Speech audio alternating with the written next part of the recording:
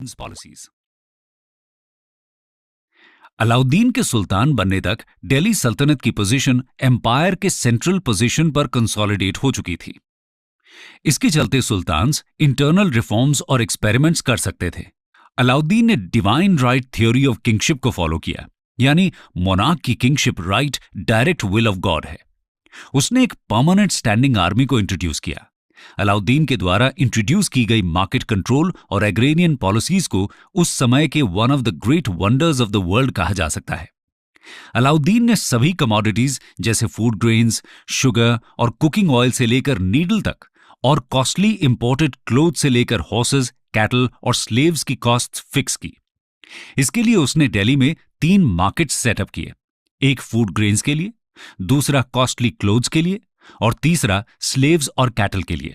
यह हर मार्केट एक high officer के कंट्रोल में हुआ करता था, जिसको शाहना कहते थे, जो मर्चेंट्स, शॉपकीपर्स और प्राइसेस को स्ट्रिक्टली कंट्रोल करता था।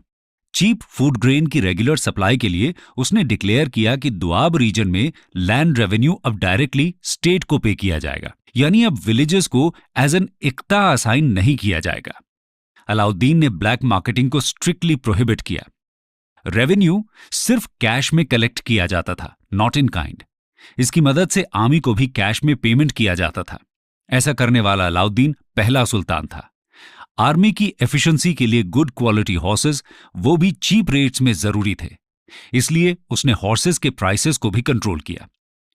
मार्केट कंट्रोल के अलावा लैंड रेवेन्यू एडमिनिस्ट्रेशन में भी अलाउद्दीन ने इंपॉर्टेंट स्टेप्स लिए।